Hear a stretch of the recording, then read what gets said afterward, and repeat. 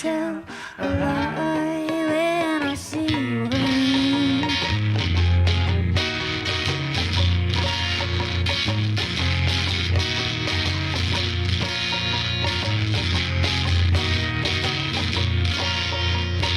Oh, now do you ever feel like your great grandbaby's listening? I wonder if my own be wishing the same. You say people, did you mean the wrong kind of person? Because human don't mean humor in today.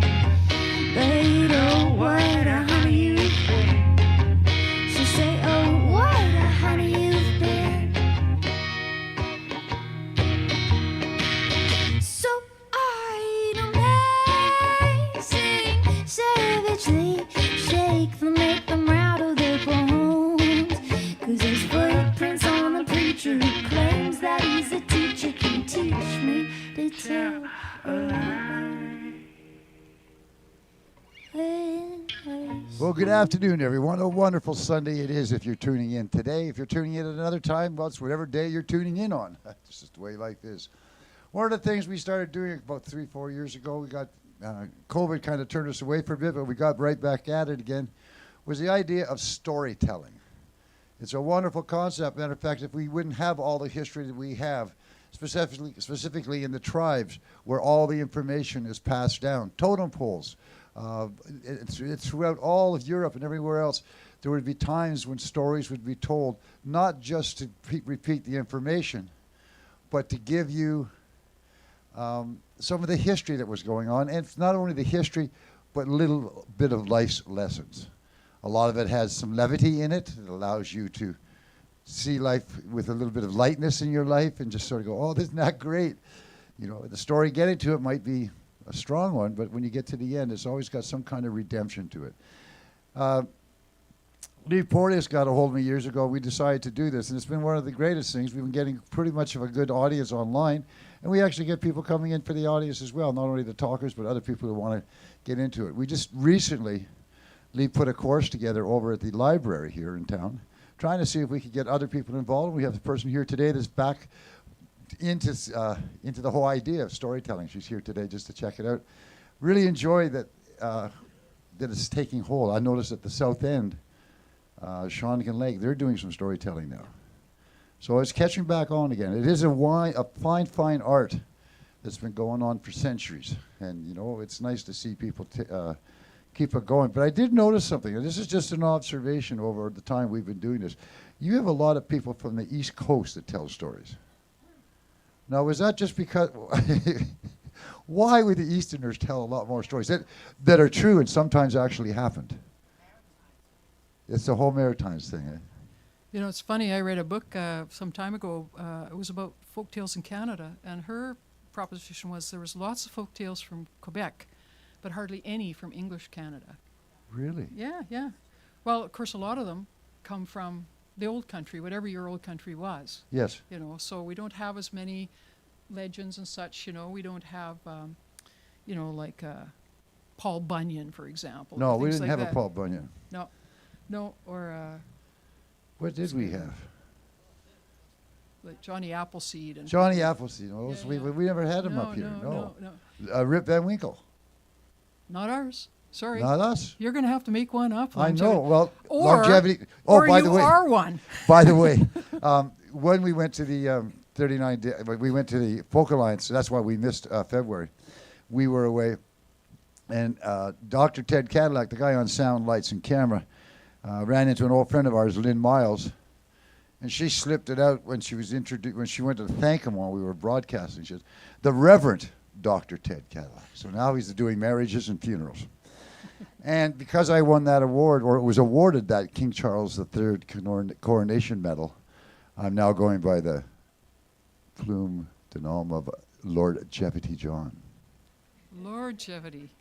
Okay, I'm just joking. No. Ah, suit But you. I did go to the Chamber of Commerce the other night, and they gave me my sticker, and they put on Lord Jevity John. I love that. But speaking of legends, Lee Porteous, she's becoming a legend herself and just maintaining this whole idea of keeping storytelling alive. Give it up for her, please, and we'll get the show started. Well, welcome.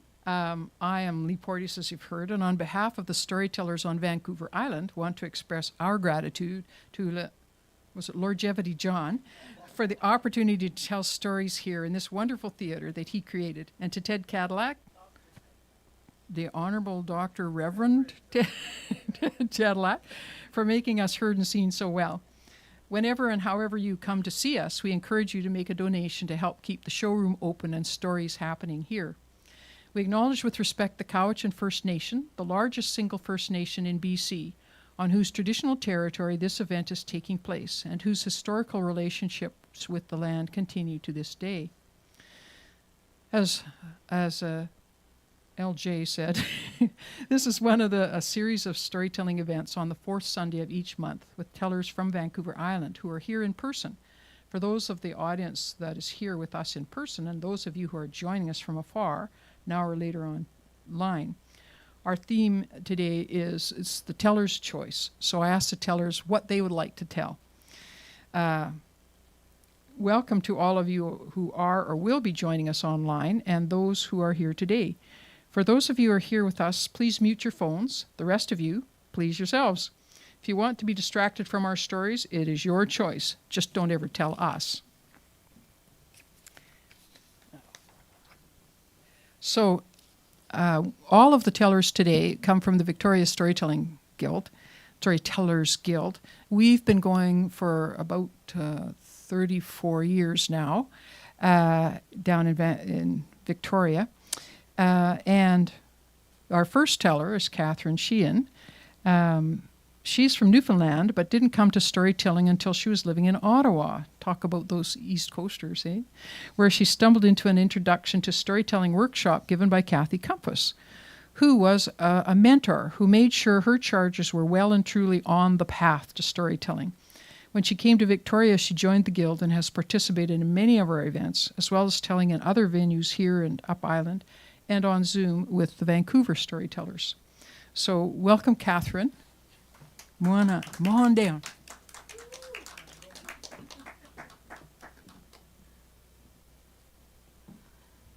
Let's just see how this works. Am I being okay here? Okay, sounds good. Yes, as Lee mentioned, I am from Newfoundland, where they have great stories. I went there by Zoom just the other day for World Storytelling Day and heard some favorite ones. So I thought I'd bring one of those to you today.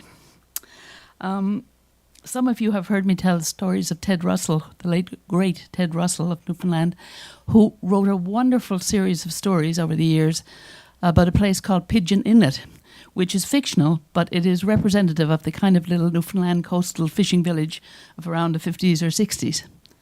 So I have one of Ted Russell's Pigeon Inlet stories for you today. What makes this story particularly special, I think, is that there has been a tradition in a lot of storytelling worlds, particularly in Newfoundland, of telling a story by recitation, so that it kind of rhymes. And it's usually tall tales that are told that way. So the Ted Russell story I have for you today is one of those. I have to tell you a little bit about the circumstances of the story first for you to really understand. The story is called The Smoke Room on the Kyle. Now the Kyle, Kyle, was an actual steamship in the heyday of the fishery, and it used to ferry fishermen, sometimes even their families, to the Labrador fishing area. And the Kyle was a beautiful boat. Sadly to say, it now lies mouldering in the harbour of Harbour Grace in Newfoundland, stripped of everything that made it so fine, all the brass and everything. It's a tragedy to me. But in its heyday, it was a wonderful steamship, and that was one of the main runs that it did, was taking people to the Labrador fishery in the season. And so the Kyle had a smoke room in which a lot of stories were exchanged in the times when people were not actually out in their fishing boats. So I give you today Ted Russell's The Smoke Room on the Kyle. Tall are the tales that fishermen tell when summer's work is done, of fish they've caught and birds they've shot and crazy risks they've run. But never did a fisherman tell a tale so tall, by half a mile, as Grandpa Walcott told that night in the smoke room on the Kyle. With Becky smoke from 20 pipes, the atmosphere was blue. There was many a, have another buy and don't mind if I do. When somebody suggested that each in turn should spin a tale about some circumstance they'd personally been in. And then tales were told of gun barrels bent to shoot around the cliffs, of men thawed out and brought to life that had been frozen stiff, of bark pots carried off by flies, of pathways chopped through fog, of Woodsman Bill who single-handedly kicked the nuts off a 12-inch log. The loud applause grew louder when Uncle Mickey Shea told of the big potato. He grew in Gander Bay. Too big to fit through the cellar door, it lay at rest nearby until, one rainy night last fall, the pig drowned in its eye. But over in the corner, his grey head slightly bowed, sat Grandpa Walcott, 88, the oldest of the crowd. Upon his weather-beaten face there beamed a quiet grin when someone shouted, "Grandpa, 'tis your turn to chip in." "No, no, boys, leave me out," said Grandpa. "Well, thanks, don't mind if I do." "Well, all right, boys. If you insist, I'll tell you when that's true. There's a story about jigging squids I'm going to relate. And it happened in Pigeon Inlet in 1888. Now, I was just a bedlammer, that's a young seal, then, fishing with me dad. And prospects for the season, well, they were looking pretty bad. The capelin scull had been and gone, and that hadn't been too bright, and now here was August come and gone, and ne'er a squid in sight. Day after day we searched for squids, till dusk from break of dawn. We dug up clams, colcocks and hens, till even they were gone. But still no squids. So after all, we give it up for good. We took all our gear ashore and went out cutting firewood. Now, the morning in the woods that day with all the other men, and thinking that we'd never see another squid again, Father broke his axe that day, so we were the first ones out. And as we neared the landwash, we heard the women shout, "Come, hurry, boys, the squids are in." Well, we jumped aboard our boat and headed out the harbour, the only crew afloat. But soon our keel began to scrunch like scraping over skids. "Father," says I, "we've run aground, my son," said he. "That's squids." "The jigger, heave it out," he said, and quick as a flash I did, and as soon as it hit the water, 'twas grappled by a squid. I hauled it in, and what do you think? As soon as it crossed the rail, I'll be darned if there wasn't another squid clung on to the first one's tail. And another one clung on after that, and so on, in a string. I tried to shake him loose, but Father said, "You foolish thing. You've got something here was never seen before in Newfoundland. Drop the jigger, boy, grab that string, and haul, hand over hand." I hauled that string of squids until the boat could hold no more, and then I hitched them in the risings and we headed for the shore. The men were coming from the woods, so they heard the women bawl, but Father said, "Don't worry, boys, there's squids enough for all."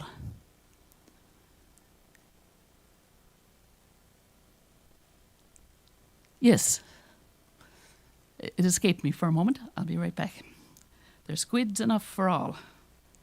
So Uncle Billy took the squid, and when he had enough, neighbour-like, he handed it on to Skipper Levi Cuff. Day after day the string went on, throughout the whole night long, until daylight found it on Eastern Point with Uncle Billy Strong. Now Uncle Bill, quite thoughtfully before he went to bed, took 2 half hitches of the string round the gump on his stage head. Next morning, Hartley's Harbour heard the news, and up they come in a bait skiff with 3 pairs of oars to tow that string down home.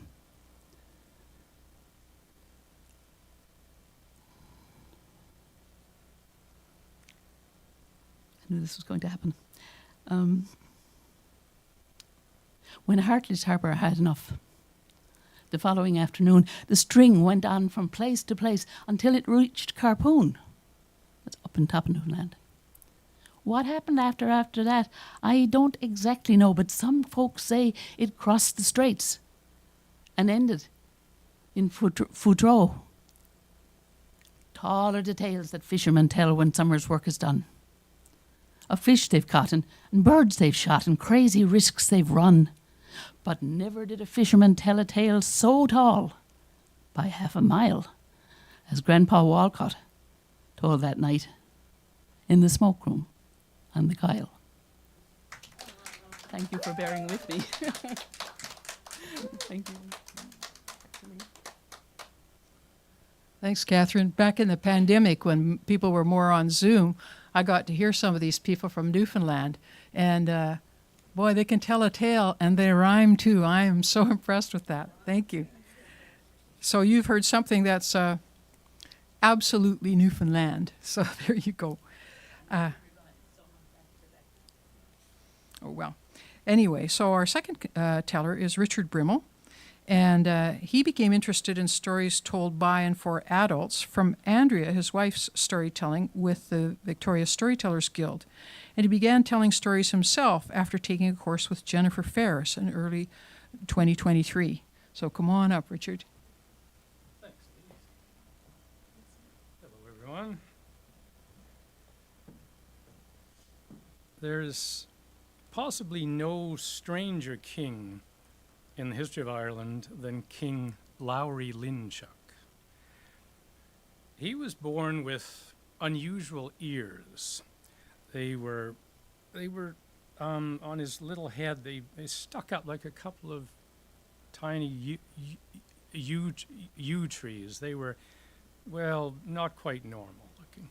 His parents, of course, hoped that he would somehow grow into these strange ears, but it was not to be. The ears grew longer and pointier and hairier, and it was soon apparent that he had horse's ears. This secret had to be. Oh, sorry. Okay. That's great. This secret had to be kept at all costs. There was no nanny for young Prince Lowry. His parents, the king and queen, they looked after his every need. His mother knitted a special cap for him, quite a tight one, to cover his ears and clamp them to his head, and his father undertook to do his haircuts.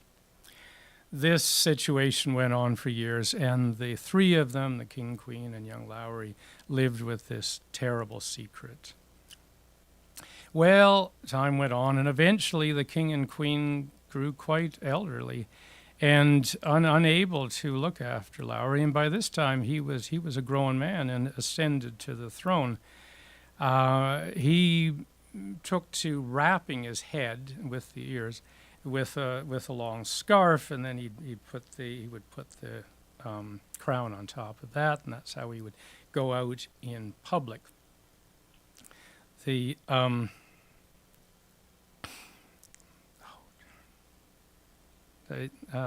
I've kind of. That's right. So, in many respects, King Lowry was a good king, but in one respect, he was a very wicked king because, and this involved haircuts. Every few months, he would engage a barber to give him a haircut, but the secret must never get out, so he would have the barber executed. And, soon the news went around Ireland that the king was executing his barbers. Nobody knew why. It was baffling. What was going on? Certainly, nobody was interested in becoming a barber. The call went out to a young barber to come and give the king a haircut. This young man was the only son of a widowed mother with whom he lived. When she heard the news, she was devastated. She started wailing, "Oh, you'll be taken from me, and what am I going to do? There is no one to look after me. Oh, please, let me come with you and plead for your life." Reluctantly, the young barber agreed to take his mother to the castle, and off they went. When they arrived, she clung to him so tightly that the guards couldn't separate them without hurting her. So they both appeared before the king. "Who is this woman?" demanded the king. "Oh, please, your majesty," said his mother. Please, don't take my son. He's my only boy, and if he dies, I will surely die too, because his barbering is our only means of support. Please, Your Majesty, whatever your secret is, if you'll just spare his life, we promise we'll never tell." Well, the king was moved by the mother's pleading, and so he signed for his guards to lead her out of his chamber. The rest of the guards left too. The curtains were closed, and the young barber, prepared to cut his hair. Of course, the king had to remove his crown, which he did, and unwrap his scarf, and then his horse's ears shot straight up and almost hitting the barber. The barber was so surprised he nearly burst out laughing. Fortunately, he'd managed to keep a straight face and cut the king's hair. When he'd finished the haircut, the king reminded him of his promise, and also that if he or his mother were unwise enough to share the secret, they would be executed. People were astounded when he came out of the castle alive and well. They certainly didn't expect that. And business was amazingly good. People lined up to get a haircut, even bald men. Wanted a haircut, and all the customers asked the same thing. They just wanted to know what happened with the king. Could they even give them a clue what it was? They all swore they could keep a secret. The young barber was starting to wonder if he could keep a secret. It started to get to him, the way everyone was bugging him all the time about the king's haircut. He started to get anxious and depressed. And before he knew it, he wasn't eating, he wasn't sleeping, and he had to close the shop and take to his bed. His mother was very concerned. Also, her sole source of income was just lying in bed. So she sent for the doctor, who came to give his assessment. He examined the young barber and decided there was really nothing wrong with him other than being weak from lack of food and lack of sleep. That's when the barber explained to the king what really was happening in his life, that he'd made this promise to the king, and which he could not tell the king's secret on pain of death. The doctor thought for a little and then gave his prescription. He said, "Young man, it's definitely the secret is the source of your illness. This is what you must do. You should go down to the river where the reeds grow, and there's a big oak tree down there. Some call it a fairy tree. You probably know it. Go down to that tree and tell it your secret. Then I believe you will feel better." Well, the barber was in such rough shape that he could barely walk, but he staggered off down to the river and found the tree, and there was no one about. So he told his secret quietly at first. He said, "King Lowry Linshuck has horse's ears." He was looking around, but there's no one around. Then louder, "King Lowry Linshuck has horse's ears." Well, that doctor knew his business. He felt better immediately. He went home, he had a good meal, he had a good sleep, and the very next day he opened the barber shop.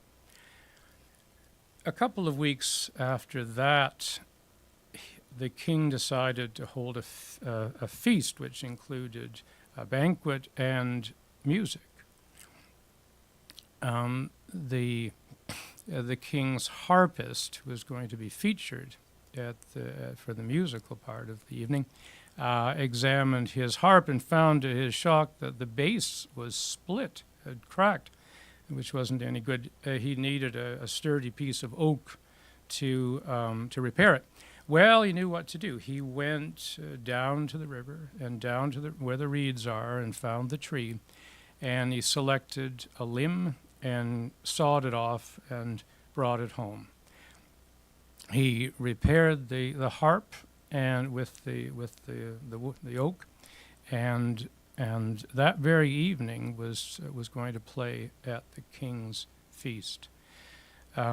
There was they really knew how to feast in those days. A 10-course meal, and when everyone was absolutely full, the king called for his harpist to begin the musical entertainment.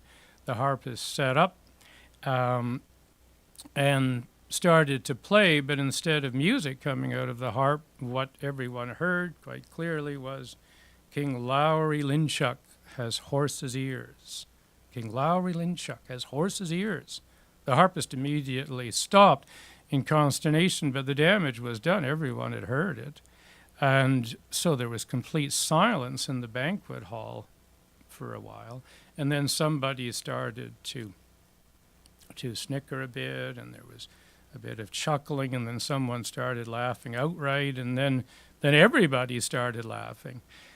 The king was mortified. He turned red, and then he turned pale, and then he too started to laugh. His secret was finally out. He didn't have to keep this dreadful secret anymore. So he reached up and he took off his crown and he unwrapped his scarf, and the two horses' ears shot up, and then of course everyone laughed harder. Never was such merriment heard in a banqueting hall in Ireland. The king's subjects were of two minds about having such an unusual king.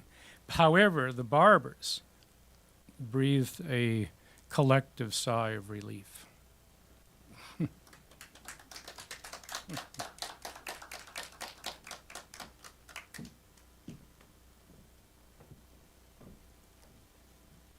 The power of secrets, eh?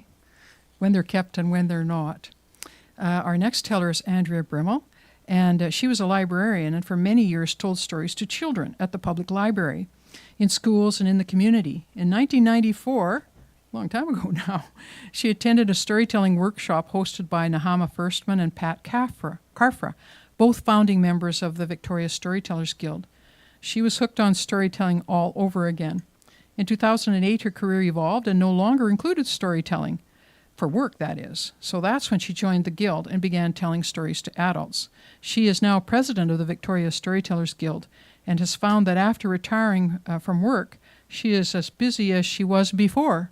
But part of that is storytelling with us here.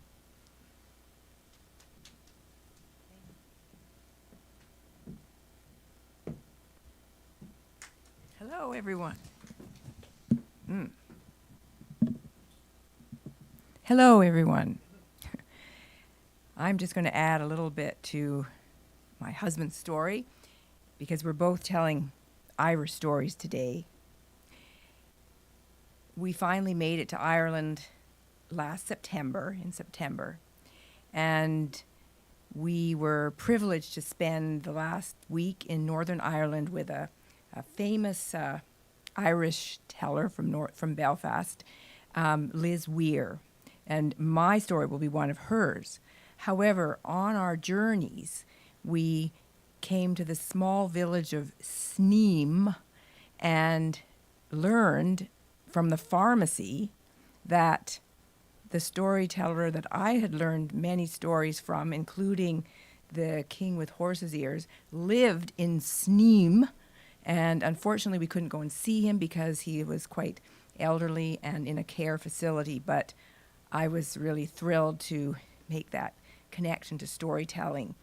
And we had an excellent time with Liz Weir, who has traveled over the States and been a well-known storyteller. And she is in charge of storytelling for all 96 branches of the public library in Northern Ireland. So we had fun on Monday, being St. Patrick's Day, was also our meeting in Victoria of the Guild. We had Tales of the Emerald Isle. And this is one that I told there, the Lord of Benbow. A long time ago, in Northern Ireland, in County Fermanagh, on the top of a mountain, there lived an old man. He lived in a small stone cottage. Now, by our standards, this would not really be a mountain, it would be a high hill. But in Northern Ireland, it was one of the highest places, and the view was magnificent. He was known in the area as the Lord of Benbow because he was known to stand on the top of his mountain by his stone cottage and survey all the land and area around him, the beautiful view, as if he were lord of it.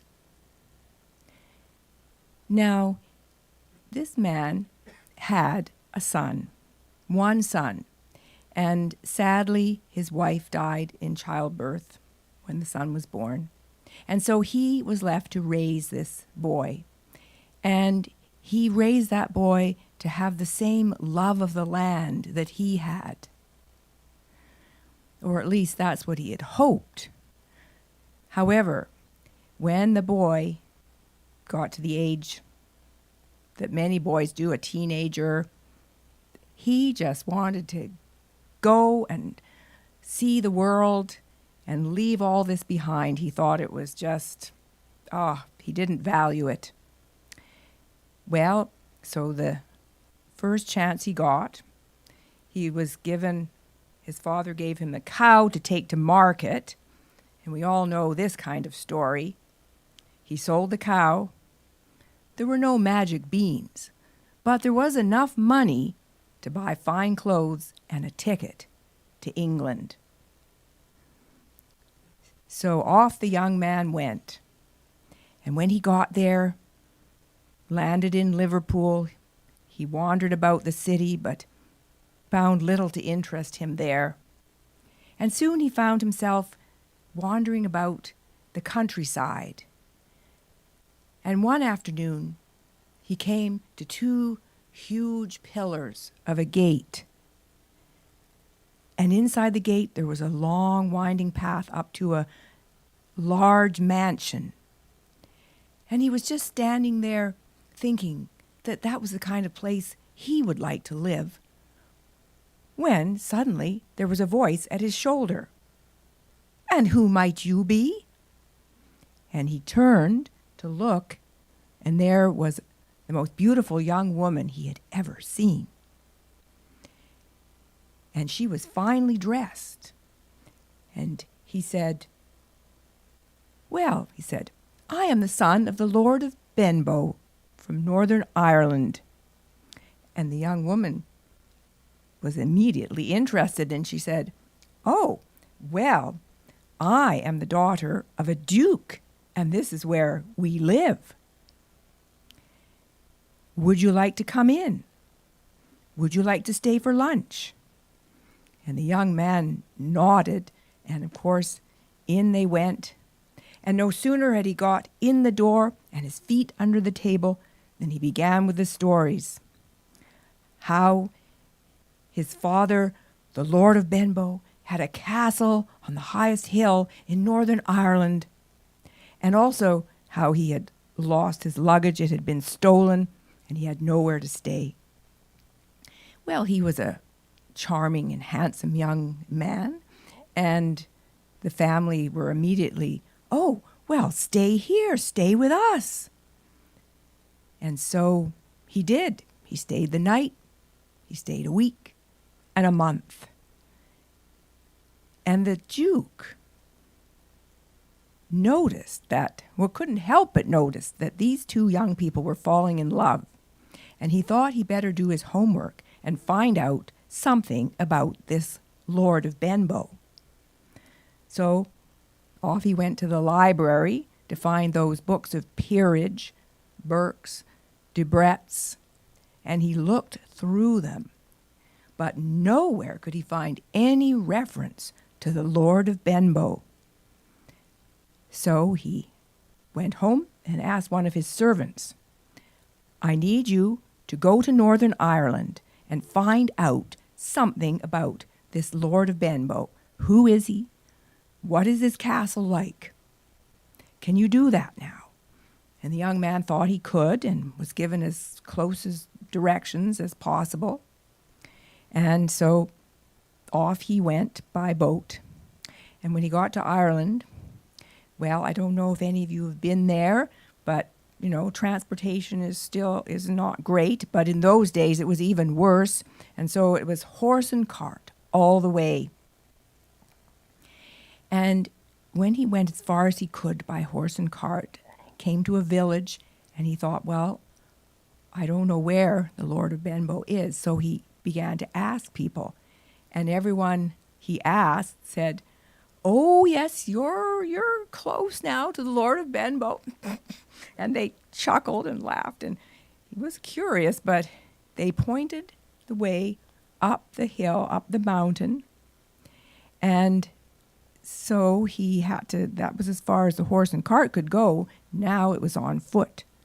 And it was getting dark, but he set up the mountain, and on this small path in Northern Ireland, it's called a boreen, just a little laneway, and he made his way up there, and it got quite dark, and all of a sudden he heard the clashing and clanging of metal, and he imagined an army in armor, and he looked around in terror, but soon was relieved to see that it was a herd of goats who were clanging their bells and their metal chains.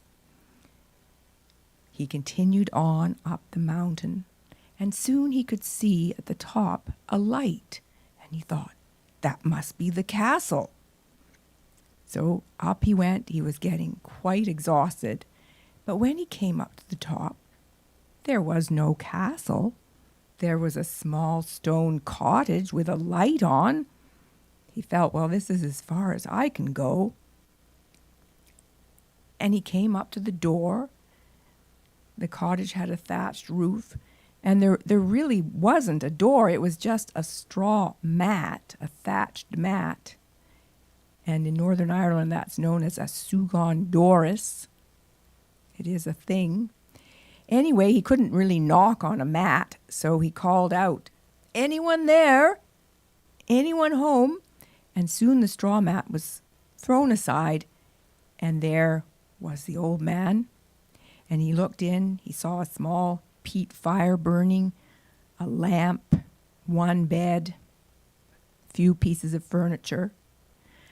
The old man, when he saw the young man, perhaps it reminded him of his own son, but he welcomed him in. Come in, come in. Come in and have some tea. You must be exhausted. Come in. So in he went, and soon the old man served him a cup of tea. He had never tasted anything so delicious. It was made with goat's milk. And then the old man said, well, you'll not be going down the mountain tonight. Come in, you can sleep here. And the young man looked around. There was only one bed. He thought, where am I going to sleep? But the old man went outside and brought in fresh rushes, laid them on the floor with a few blankets. And the young man laid down. And he had the most wonderful sleep he had ever had. He was so exhausted from his travels. And when he woke up the next morning, the sun was shining, and the old man was in the kitchen and invited him up to have some porridge, some stirabout. Again, he felt he'd never tasted anything so delicious as this porridge made with goat's milk. And then the old man began to ask him some questions. Who are you, and why are you here? And the young man said he was from England, and as soon as he mentioned that, the old man's demeanor changed, and he looked sad, and tears came to his eyes, and he said, oh, I have a son. I had a son. I don't know if he's dead or alive.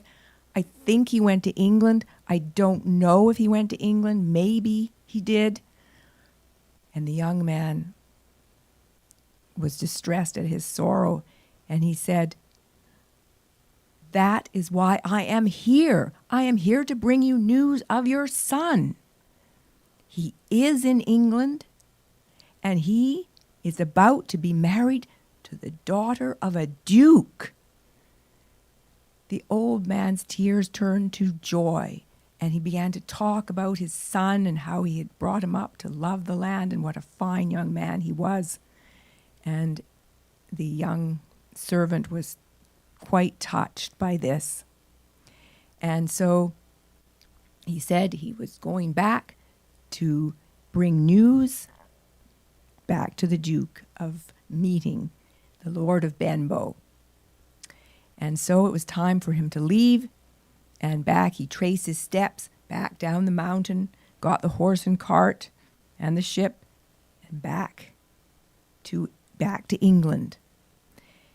And as soon as he could get an audience with the Duke, he went in, and the Duke said, "All right, tell me, what did you find? Did you find the Lord of Benbow? And if so, who is he?" So the young man spoke up and said, "I have found the Lord of Benbow. His castle is on top of a high mountain, and his castle is defended by an army that you would not want to meet in the middle of the night.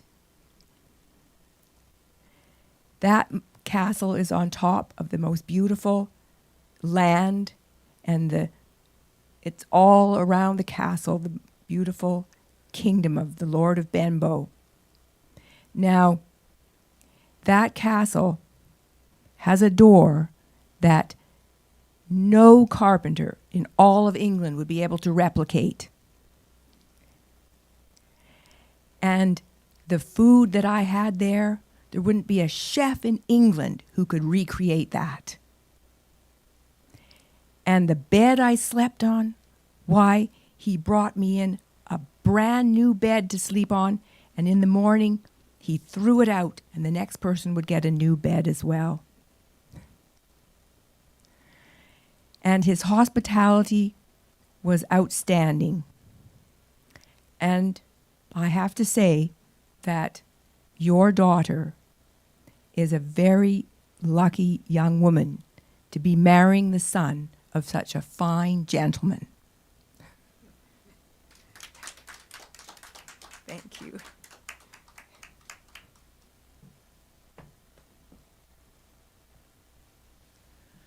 Maybe you can tell by the way Andrea told that story that she grabs the March date for telling so that she can have Irish stories every year.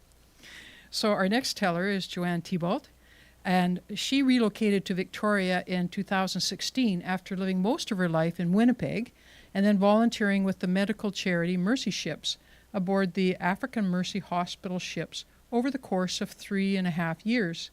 When she returned to Canada, she volunteered in the Mercy Ships office in Victoria. Victoria's climate and the presence of her sister persuaded her to settle there. Throughout her life, she always enjoyed acting and performing, and she participated in the Mercy in Africa Toastmasters Club.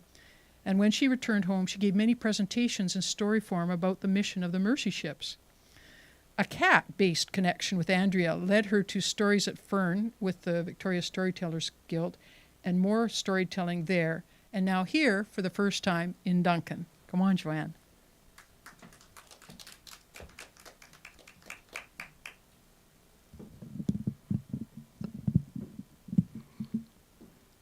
Welcome, everyone. My story today has its origins in Serbia.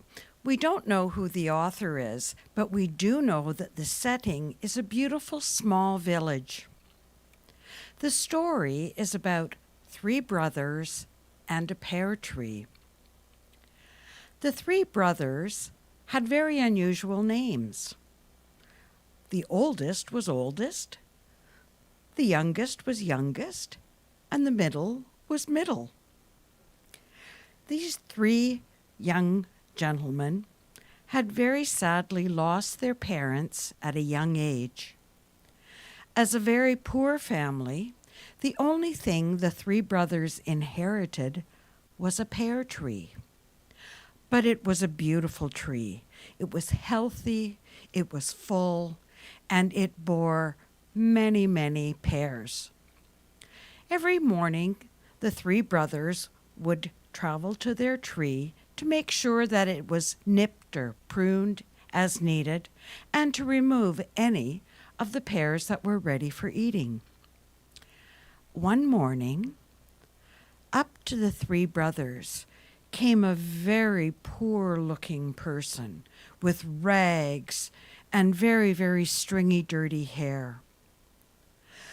The person came and looked and asked the oldest brother, "Sir, I'm very hungry, and I'm hoping that perhaps I could have one of your pears." Oldest was very happy to oblige, although he said, only 1/3 of the pears are mine, but I so happen to have a ripe one here. Please enjoy it. The disheveled and poor man, a beggar by another name, enjoyed the pear and went on his way. The next day, the beggar reappeared. This time he looked at youngest and said, "Sir, that pear that I enjoyed yesterday was wonderful, but I'm very hungry again. I'm wondering if perhaps you have a pear I can enjoy." Youngest said, "Well, certainly, sir. The same thing. I only own 1/3 of these pears, but I have a nice ripe one that I will give you." And the beggar was very happy and pleased at that generosity and went on his way. The third morning, the beggar appeared again, and this time he looked at Middle and said, "Sir, your oldest and your youngest brothers have been so generous. I'm wondering if I too may call on your generosity to have a pear for my breakfast, for I'm hungry again." Middle immediately replied, "Of course, sir. Here, I've already got a ripe pear for you." At that instant, the beggar threw off their rags. Their hair transformed into beautiful golden locks, and before the three brothers was a beautiful angel with full and fluffy white wings. The angel looked at the brothers. To oldest he said, "Sir, for your generosity, I would like to grant one wish. What might you like?" Oldest said, "I would love a river of wine. I've always wanted something like that. I could bottle the wine, I could make money, I could have a family, I could afford a house."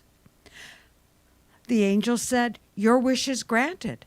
And in addition, I'm going to give you the carts you need to carry the wine, the bottles to bottle them, the workers to help do the bottling, and I'm going to give you a beautiful big house. Because at the end of your workday, you're going to be very tired, and you're going to want a nice warm home to sleep in." The angel then turned to youngest and said, "And what might you like as your wish?" Youngest said, "Oh, I would love a herd of sheep, and I would just take care of those sheep so well, and I could probably make a good living from those sheep." The angel said, "Ah, I will do even better than that. I will give you shepherds to look and care for the sheep, and I will give you a large factory where you can bring in the sheep's milk and make cheese and sell it. And because you too will be working very hard, I'm going to give you a beautiful, big, warm house, for at the end of the day, you'll have a lovely place to lay your head." The angel then turned to Middle and said, "And sir, for your generosity, what wish can I grant for you?" Middle said, "I have no need of any material possessions, sir. What I would really, really want and appreciate is a wife. I would love someone to care for someone to love, for someone to live with me so we could just have a simple life." The angel said, "That is done." And instantly there was a wife for Middle. And the angel said, "And although your very simple means, I will give you a nice small cottage for the two of you to live in." And away the angel went. About a year later, into the very same village comes a very sick-looking person, very skinny, also in rags, no hair, teeth falling out, open sores. Oh, a very frightening-looking individual. That individual went up to the first door of the large house and knocked. Oldest came to the door and was quite taken aback by this horrible-looking creature. "Who are you?" The very sick person looked at him and said, "Oh, sir, I'm very much at the end of my life, and I'm wondering, could I possibly just have one glass of your wine to take me into the next world?" Oldest looked at him and said, "Absolutely not. If I gave you a glass of wine, I'd have to give everyone a glass of wine. Then I would have no wine. I'd be poor. Absolutely not. You, away with you." The sick man pulled himself away and shuffled down the street to the next large door. Knocking, youngest comes to the door. Who are you, smelly, horrible thing? What are you doing at my door?" "Oh, sir, you can tell. I'm very sick. I'm very much at the end of my life. And all I would ask is a small piece of your sheep's cheese to just have a bit of happiness before I leave this world." Youngest replied immediately, "Absolutely not. Oh, if I gave you a piece of cheese, before you know it, I'd be giving everyone a piece of cheese and I'd have no cheese. I'd be poor. Not a chance are you getting cheese. Get away from my door." The sick man shuffled on and came to a very modest and small door. At the door appeared Middle and his wife. They were so concerned to see this man, certainly in a very, very poor health and probably in need of much help. "Sir," they cried to him, "please come in. Take the weight off your bones. Come and sit at our table." In came the sick man and sat down. Middle said to his wife, "He must have some food. He must have some drink. We must do anything we can to help him." Middle's wife was very concerned because she knew their food and their fare was very, very poor and very weak. But she knew that she had to help as well. She went to the stove, and before her eyes, rather than that thin potato soup, was a soup bursting with meats and vegetables and a thick broth. She was quite surprised, but she was delighted. She brought a bowl over to the sick man.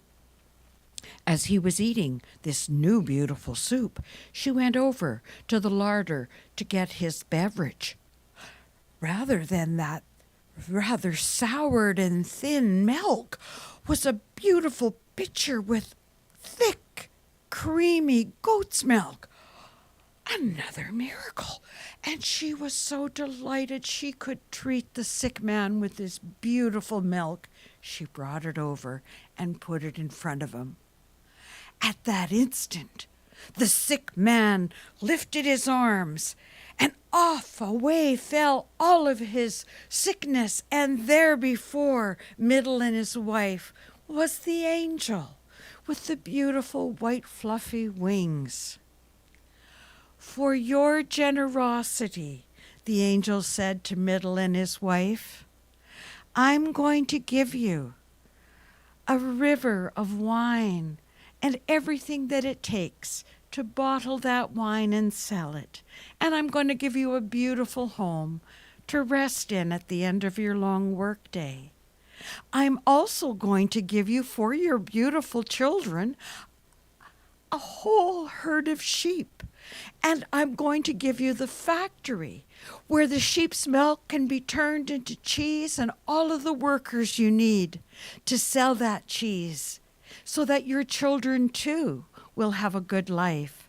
And I'm going to give them a beautiful house so they too can rest at the end of their workday. Middle and his wife were so taken aback. Sir, thank you for your kindness to us. The angel said, no, it's your kindness that I have to thank. And the angel took his leave. Outside on the street, to his left and his right, were oldest and youngest. What have you done? Where is my river of wine? Where is my herd of sheep? They are gone. Everything is all gone. The angel looked at youngest and oldest and said, "Psha! In this instant, you two are back at your pear tree, because you have proven to me that your generosity is one that only deserves to have a pear tree."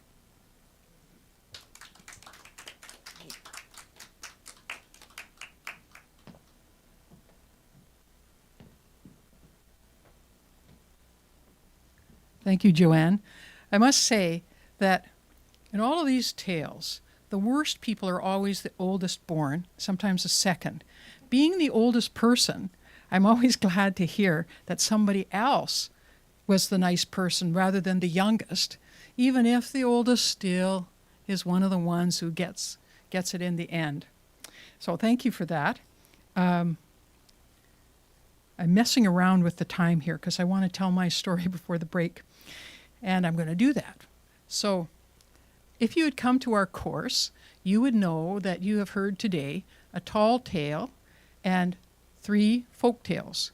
And now you're about to hear a literary tale. This comes from a short story by an Al Nussbaum, and it's called An Easy Score. Should put this down.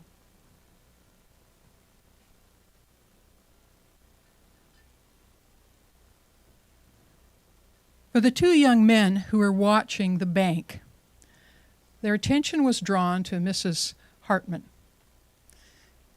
First of all, she was old, and she looked frail. Secondly, she was coming out of the bank. Thirdly, she was carrying a large purse. Fourth, she was clutching it tightly.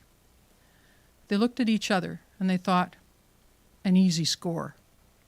And so they walked towards the bank and fell in behind her as she went along the sidewalk, a busy sidewalk on a main street.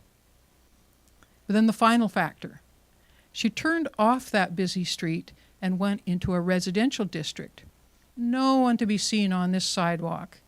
And so they came up behind her, and as was their usual practice, one of them went on one side of her, one on the other. The one on the left tripped her, and the one on the right cut the strap of her purse. Well, the one grabbed the purse and tried to yank it away from her. But unlike their other victims, she did not let go of it and put her hands out to stop her fall.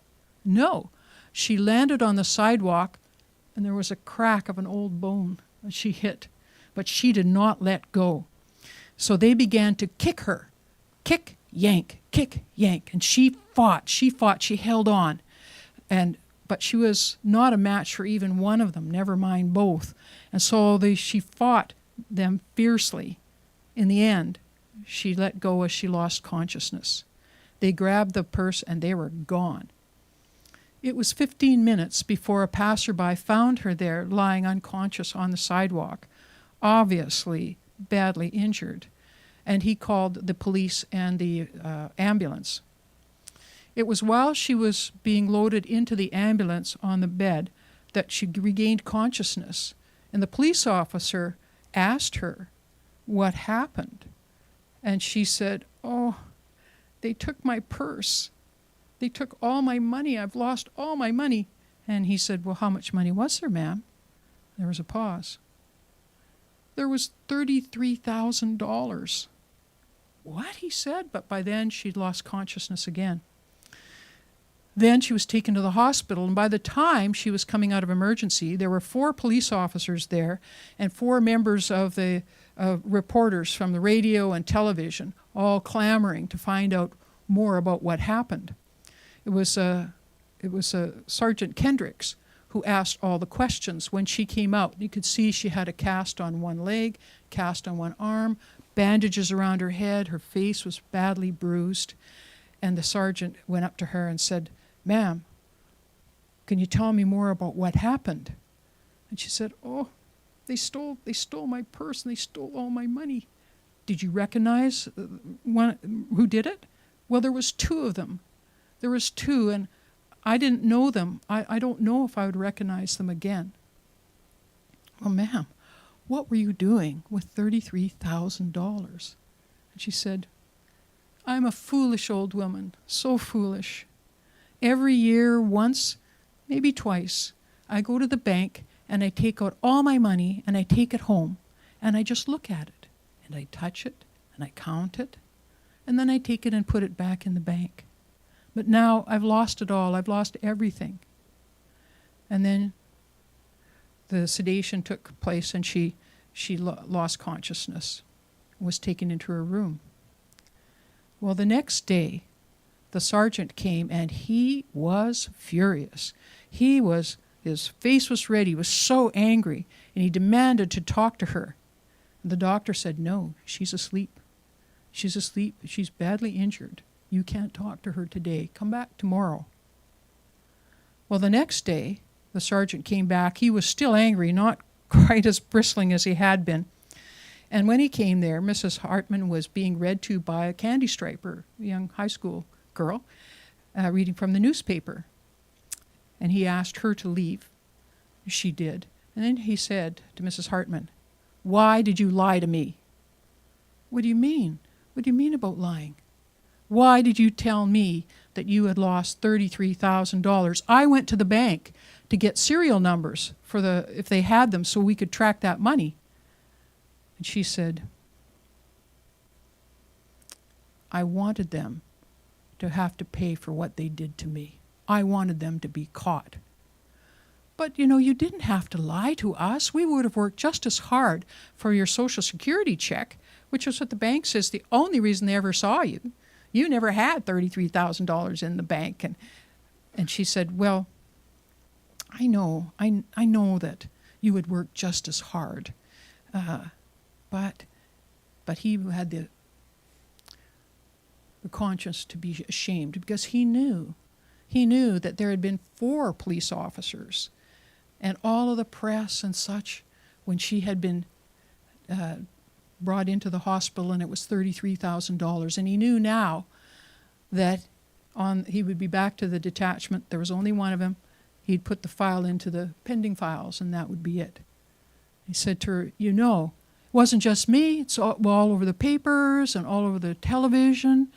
And she said, well, I'm sorry, but I know you would have worked just as hard for me. And he felt a bit ashamed because he knew that here's this woman who's so badly injured and trying to attend to his feelings. And so he said, well, all right then, let's just forget it. And off he went.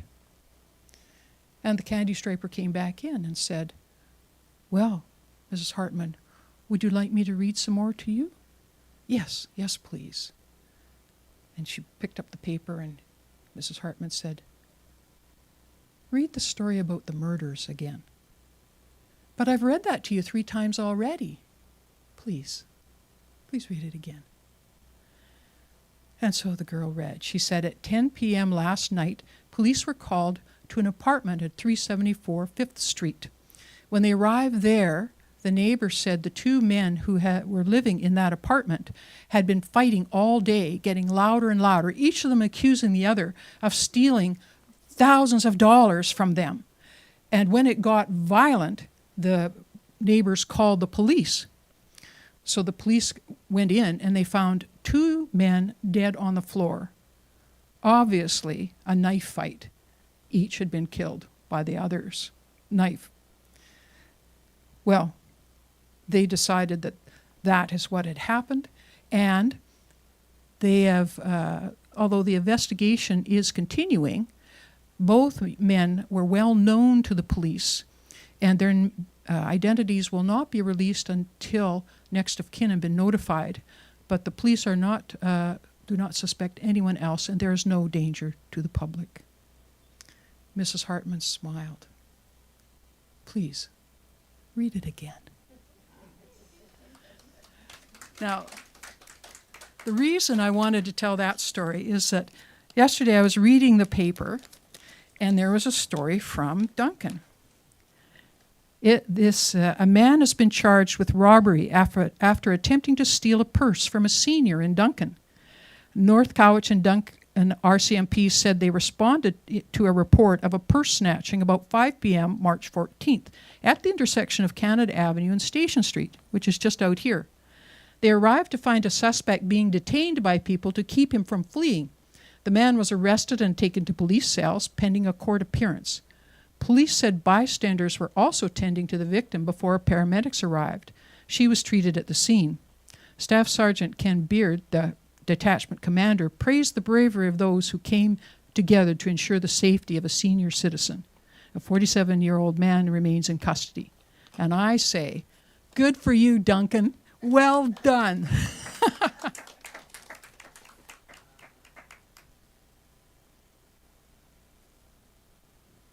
So, we're just going to have our break, and so I wanted to go over some announcements.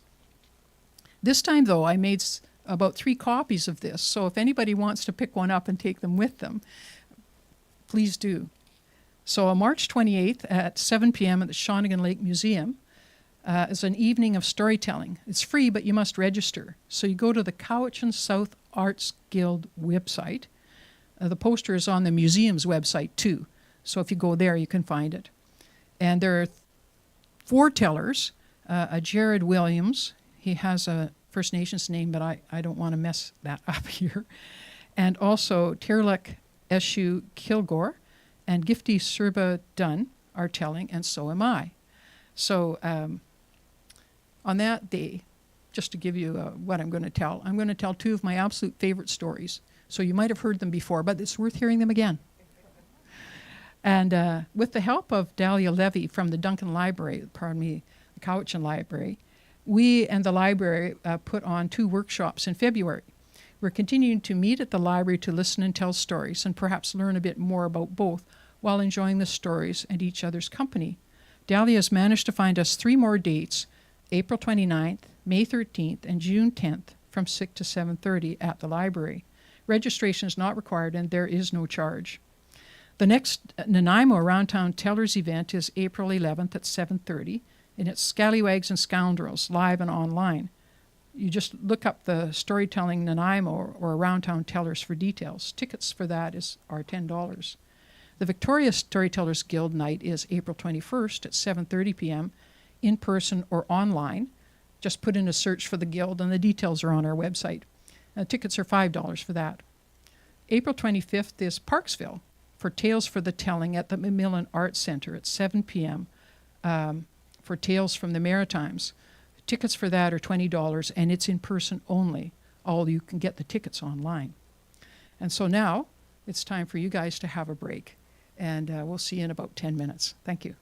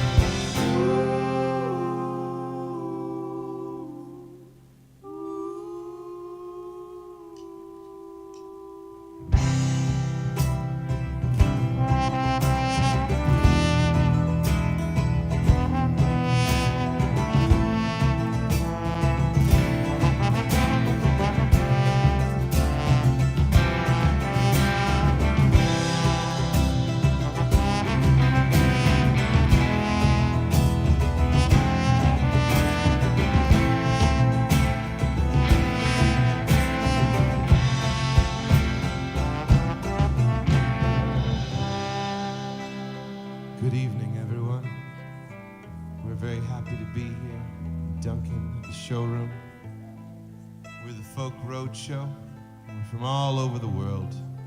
I'm actually not from very far away. Me and Dickie on drums back there, we're both Canadian. He's originally from Regina. I'm from a small town called Salmon Arm. But all these other guys, over there on electric guitar, we have Olaf Karls all the way from the Netherlands. Also from the Netherlands, we have Peter Van Vliet on trombone and a host of other instruments. And from the Southern Hemisphere, the outcast of the band, Benjamin James Caldwell right here playing the mandolin. Thank you for listening. The song's called Helena. Oh, Helena, have we been spoiled and given the world, corrupted our souls? Oh, Helena, are we afraid to tear down our walls and bury it all?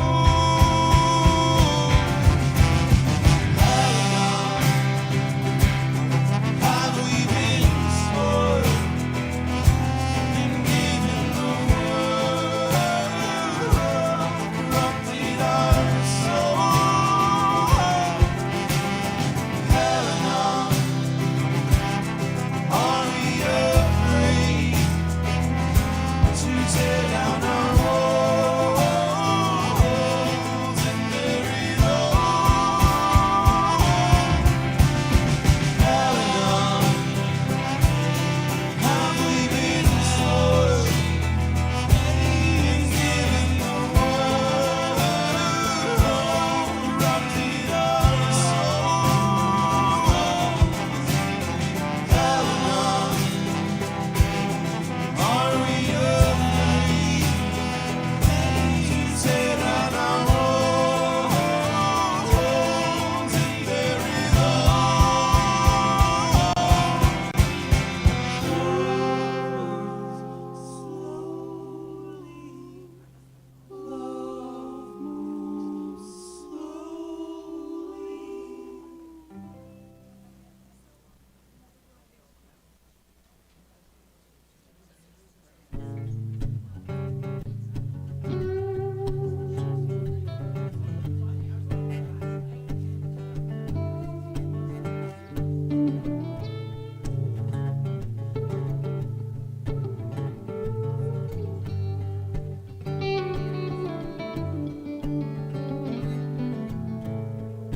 Kiss me like a bandit, stealing time underneath the sycamore tree. Cupid by the hour sends Valentine to my sweet lover and me. Slowly but surely, your appetite is more than I knew. Sweetly but softly, I'm falling in love with you. So wish me love, wishing well, to kiss and tell, oh, wishing well of butterfly tears. Wish me love, wishing well, to kiss and tell, oh, wishing well of crocodile tears.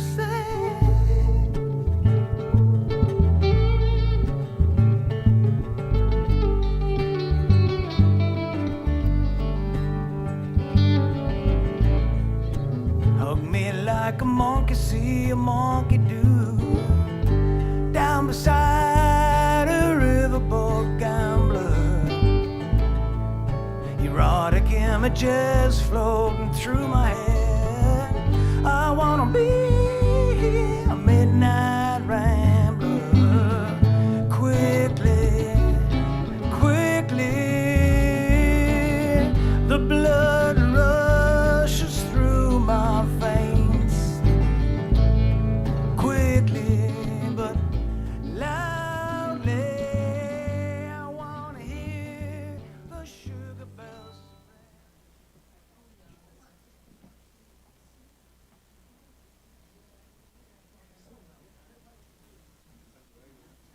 Well, welcome back for our second half. And as in the first half, I want to start out with Catherine Sheehan. And this, too, is a literary story. As I was explaining, the literary stories come from written material, usually short stories, but can be other kinds as well. And this is quite a poignant one.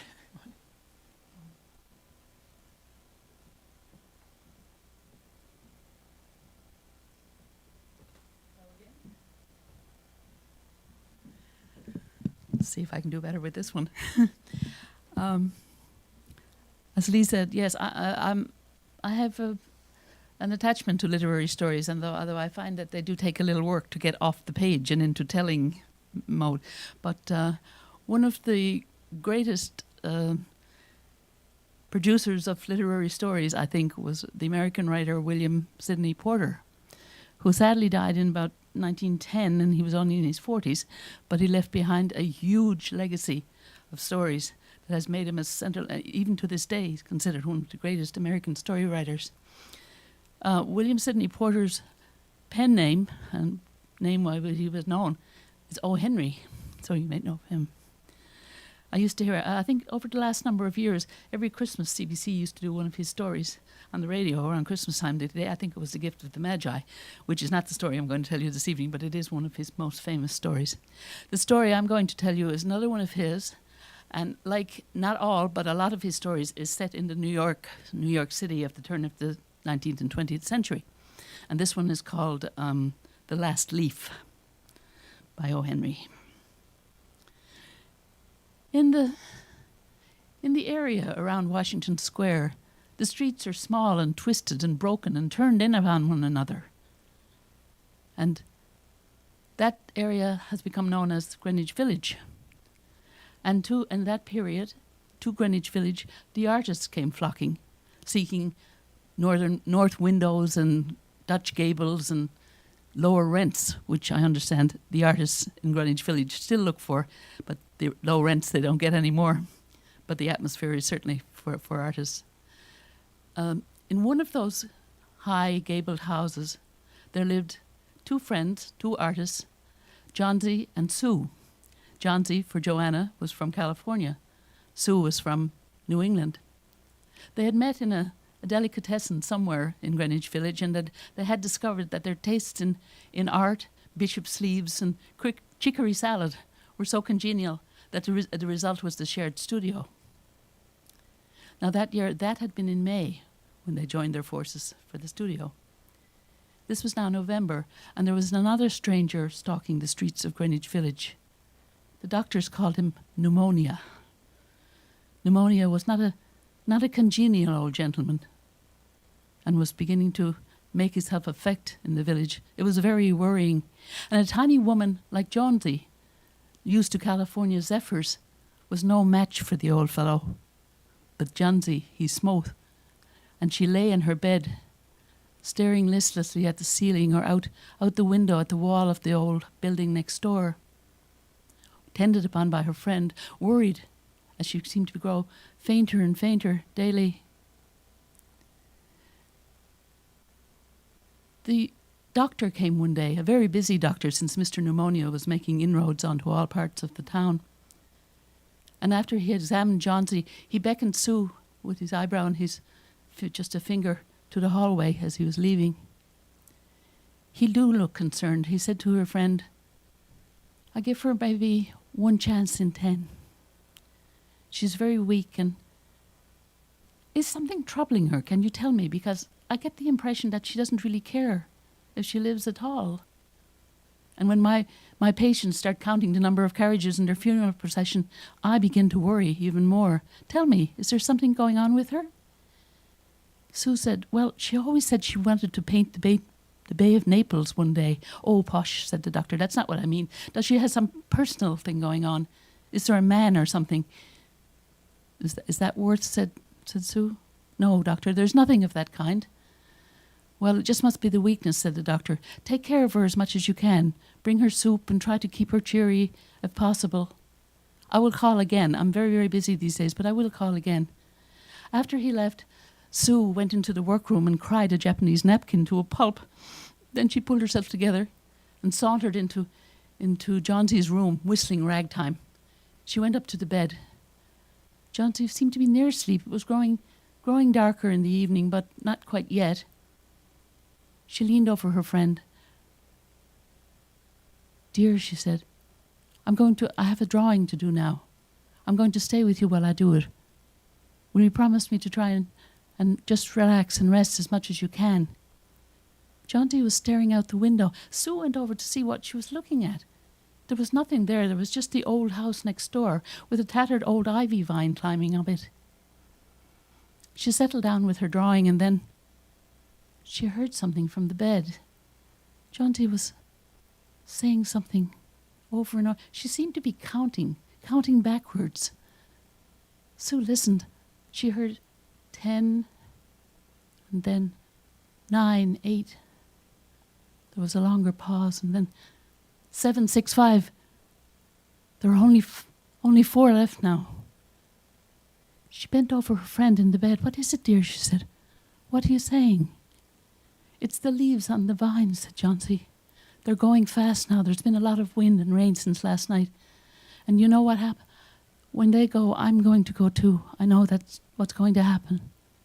"Oh, no, no," said Sue. "Dear, please. Think of me if you won't of yourself. It's just ivy leaves." No. Her friend seemed bent on something. Nothing as determined as a soul who knows that perhaps it is time for her to leave the world now. "Well, I'll tell you what I'd like you to do," said Sue. "Would you close your eyes now while I do this drawing? And then I have to go downstairs and see old Mr. Berman. He has to model for me for another drawing I have to do. Will you promise me that you'll do that and stop looking out that window for a little while?" "Can't you do that in your own room?" said Johnsie. "No, I'd rather stay here with you, dear," she said. So she began. Gradually, the room was getting a little darker.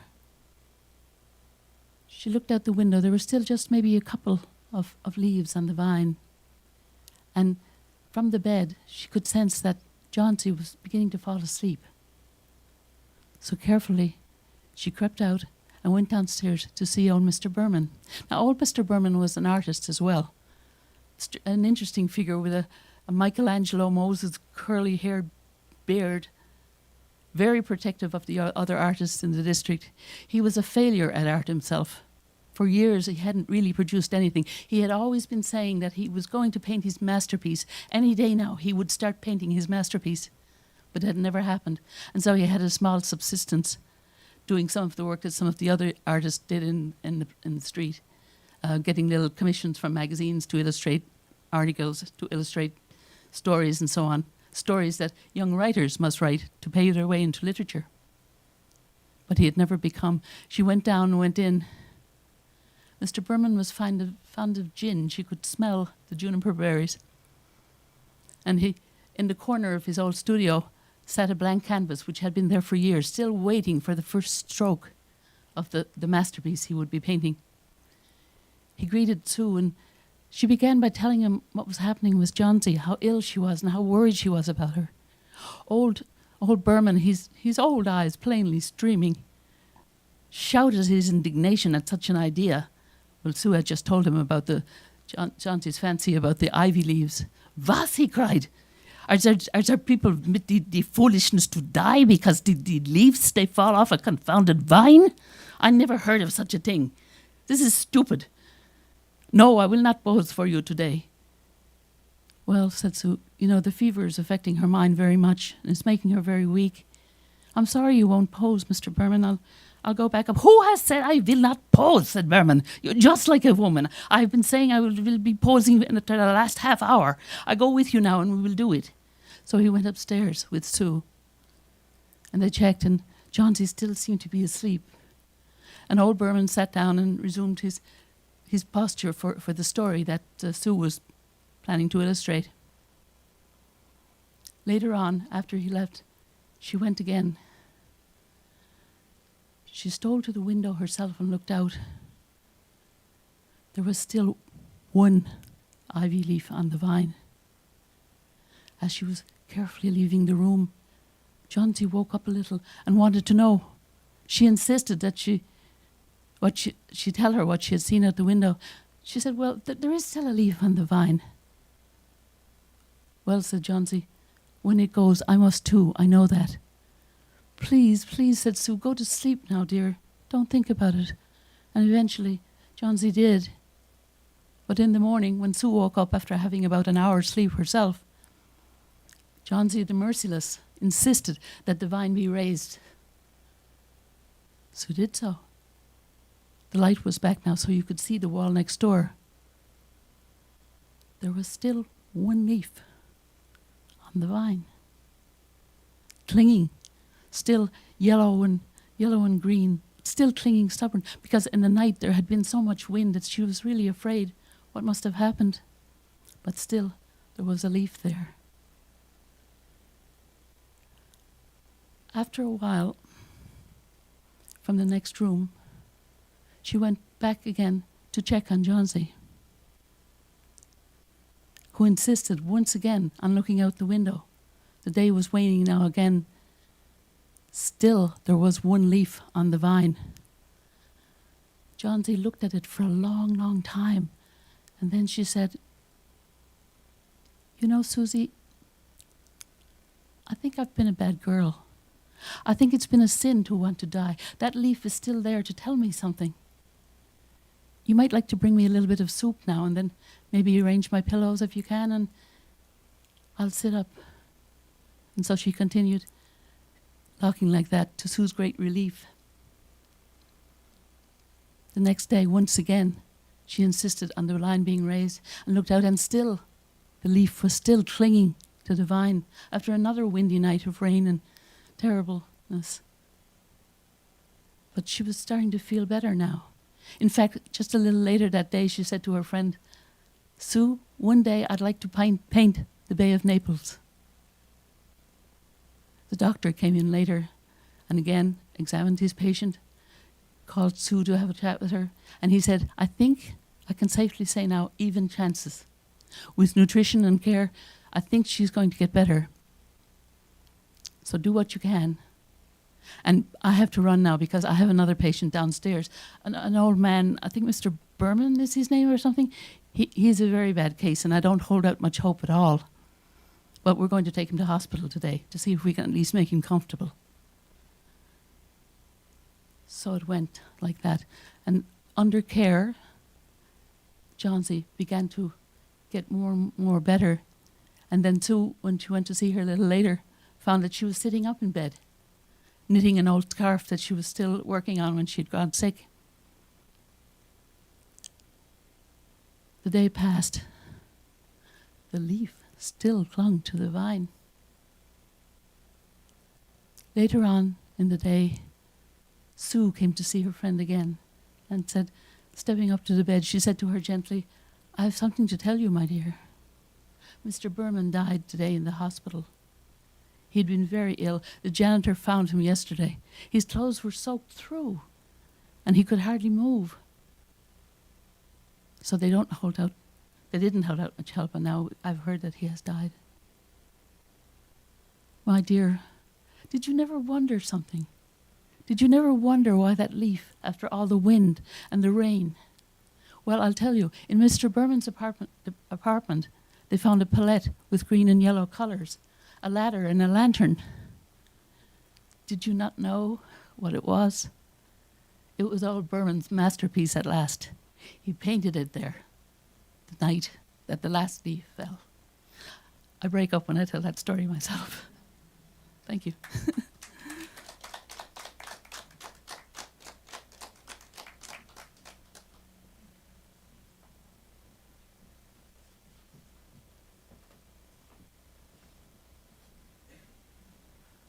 Those stairs get steeper every time I do that. So our next teller is Andrea Brimmel again, and once I'll let her tell you about the story. I've told you about her, and you already know her.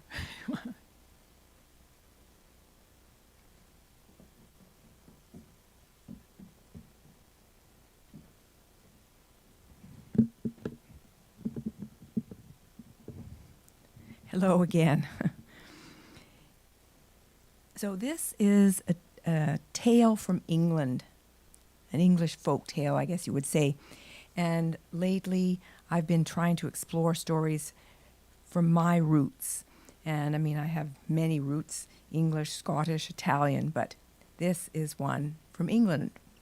I find we don't hear tales from England that often. And I like it because it has a historical context, as you will see. Before the time of King Arthur and his knights, there was a king of Colchester who was a good man, and he had a good reign.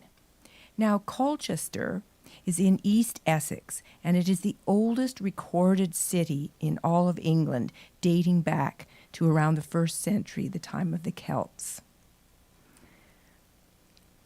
The King of Colchester had a daughter of marriageable age. She was beautiful and kind and generous, and everyone loved her. She wasn't beautiful in the usual sense of the word, but it was her kindness and generosity that made people love her. Now, sadly,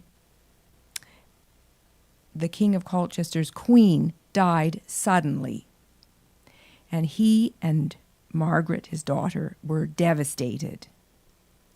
The king, in his grieving, was caught in the snares by a wealthy widow, and he soon remarried within 3 months.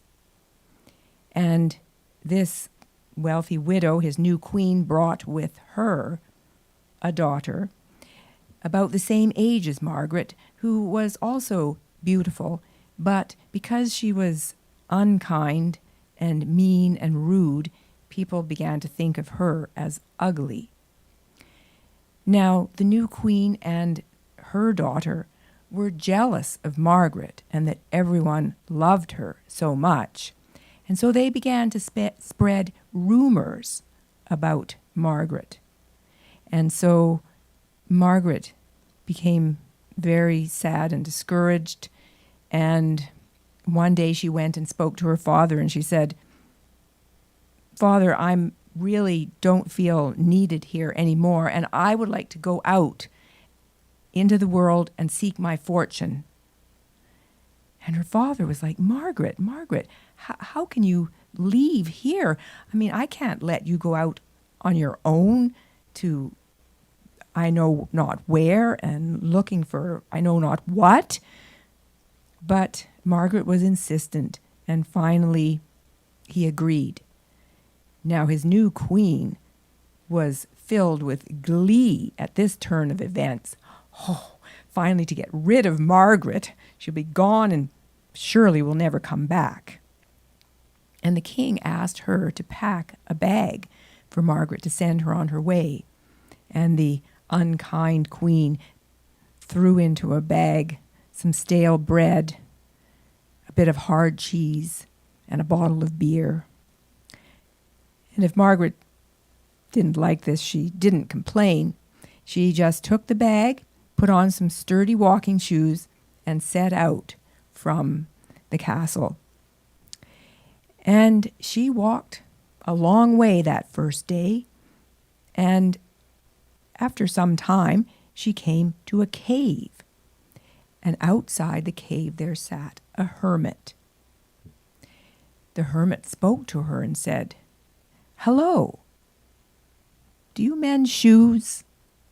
Margaret laughed and said, "No, I don't mend shoes, but I do have some lunch here if you'd like to share it with me." And he was very happy to share his lunch. So he ate not all of it, but a good part of the bread, cheese, and some of the bottle of beer. And because she was so kind and generous, he said to her, "I am going to help you on your way. Up ahead, you are going to come to a very thorny hedge that you will not be able to pass through or around. So I'm going to give you this magic wand, and when you get to the hedge, you can touch the wand against the hedge 3 times and say, 'Hedge, open up so I may pass.' And," he said, "after that, you are going to come to a well. And make sure you look in the well, see what there is to see, and do what you are asked." Margaret thanked him and went on her way. We don't know how long it took her to get to the hedge, but she did come to it, and oh my, it was a thorny hedge. You couldn't see the top of it. You couldn't see the end of it. So she thought, well, this is a hedge for the wand. Tap, tap, tap. Hedge, open up that I may pass. And the hedge opened and she passed through. Well, that was easy. Now I must look out for the well. And soon she came across the well and looked inside, and to her astonishment, floating about on the water were 3 disembodied heads, and with long hair appeared to be women, and one of them, when they spied her, began to sing. Wash me and comb me and lay me down softly, lay me upon the bank to dry, that I may look beautiful when somebody passes by. My goodness, thought Margaret, but she did as was told, and she took, remembering what the hermit said, lifted the head out and combed its hair and lay it on the bank to dry. And the 2 other heads repeated the same song. So one by one she lifted them out and laid them upon the bank to dry after she had combed their hair. And then she sat down to finish her lunch. And the 3 heads were talking among themselves, and they said, what shall we do for her, because she was so kind to us? And as they talked, the first one said, well, I'm going to make her even more beautiful. The second one said, I'm going to make her voice so sweet and her breath so sweet. And the third one said, and I know, I'll make her so she marries a prince. And Margaret overheard them, and she smiled pleasantly and thanked them and went upon her way. One day when she was walking along beside a wood, she heard the sound of galloping horses, and along the path who should come but a prince and his men, prince and his men on their horses too. And she tried to slip away into the forest, but they had seen her, and the prince pulled up on his horse and was immediately smitten by her beauty. And he asked her, who are you, and what are you doing here?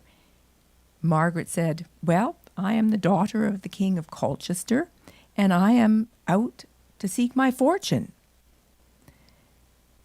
Her voice was so sweet, she was so beautiful. He was completely smitten by her and her spunkiness. What princess would do that, go out and seek their own fortune, all by themselves, wandering about in England? And so he managed to coax her to come back to his castle, and they got to know each other and soon fell in love, and Margaret married the prince.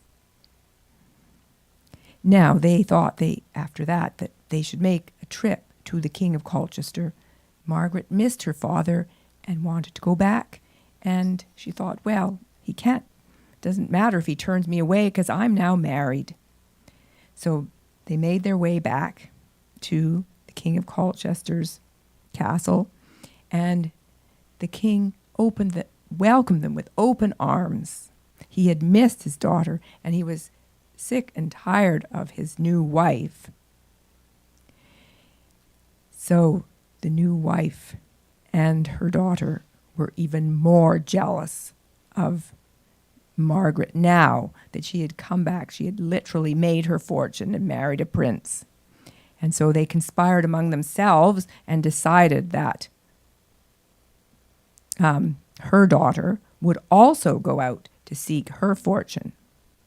Now, the queen dressed her daughter, who really wasn't very well, she was beautiful but not nice, as we talked about, dressed her in fine clothes and put together for her into a silken bag almonds, sweetmeats, and all delicious things, and a bottle of wine for her journey. Now this girl, she did not think to put on sturdy walking shoes, but off she went and did not enjoy walking along and seeking her fortune, but she plugged on, and soon she came to the hermit as well. And the hermit asked her, "Do you mend shoes?" "Mend shoes," she said. "I wouldn't be caught dead doing something like that." And he looked at her bag and said, "But do you have a lunch to share with me?" "I have a lunch, but I'm not sharing it with the likes of you," she said. And she trooped on, and he did not give her a magic wand to get through the hedge or tell her about the well. So soon she did. She came to the hedge, and she thought, how am I going to get through here? She couldn't see a way around it or over it or under it, and so she just had to push her way through, and she was scratched, her clothing was torn, her hair was disheveled, and she came out the other side in a very bad mood.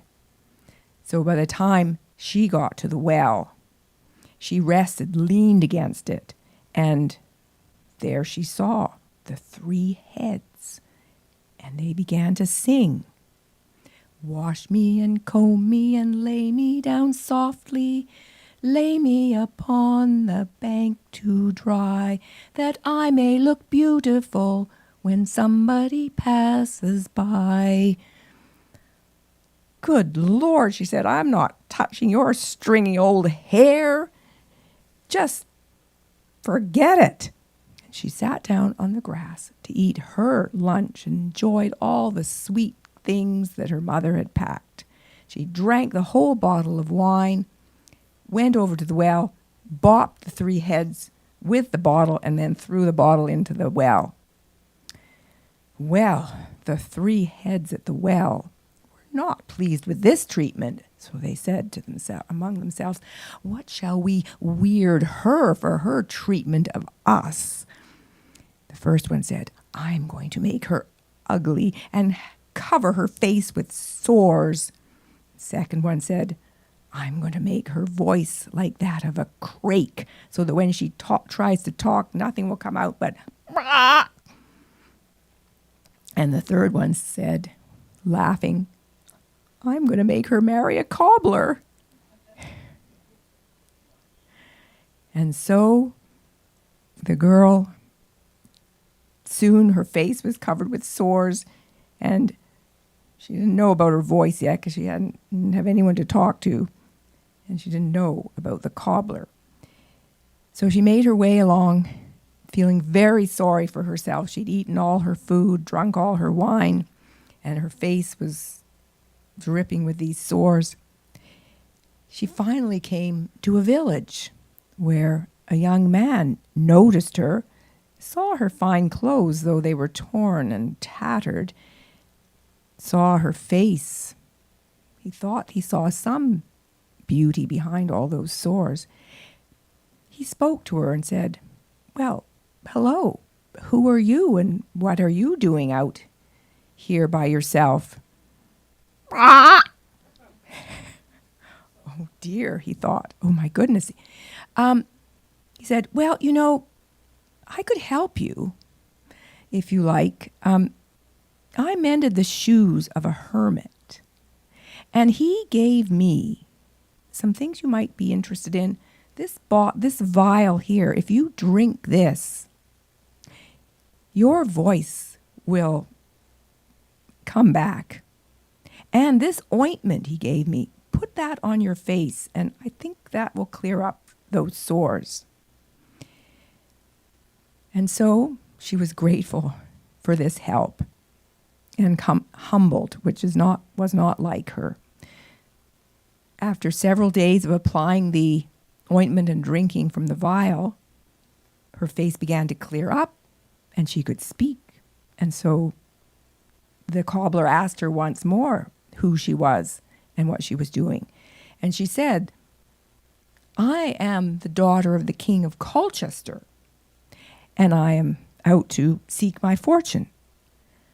Well, that young man lost no time in asking her to marry him. And because she didn't have any other prospects at the moment, and she was grateful for his help, she agreed, and they were married. And now, the cobbler said, I think we should pay a visit to your father, possibly with high hopes of having a better life. And so they arrived there, and Margaret was still there. The king was not happy to see his stepdaughter, and her mother, the queen, was absolutely horrified that her daughter had come back married to a cobbler.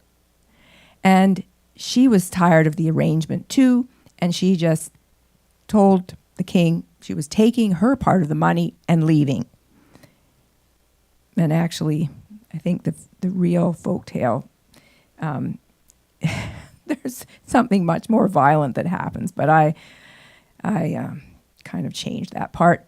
Anyway, the king gave the cobbler and his stepdaughter 100 guineas and sent them to live in the farthest corner of the kingdom in a small cottage. And I've heard that the stepdaughter of the King of Colchester, she learned to do all those jobs, cooking, cleaning, looking after her husband, and she even grew to love her husband. So perhaps she turned out to be a nicer person. And Margaret and her prince became the king and queen of Colchester when her father retired from the job. And so I think everyone lived happily ever after. Thank you.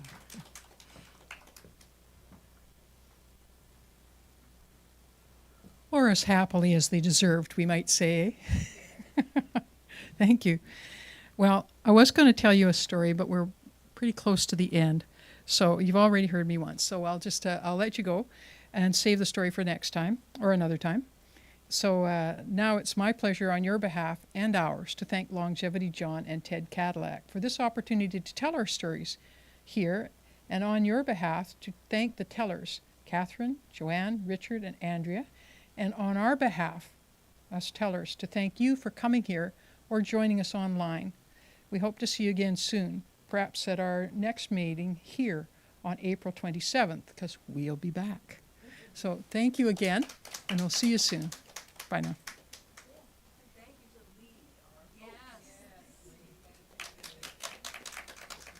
Anything for applause.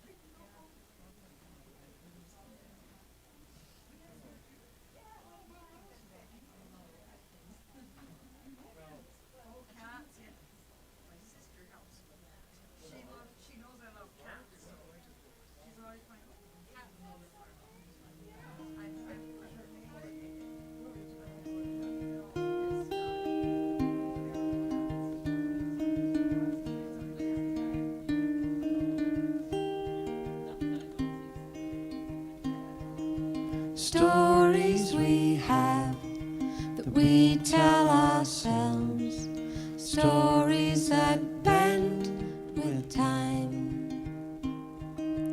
Histories change like books on a shelf, pages that need a rewrite.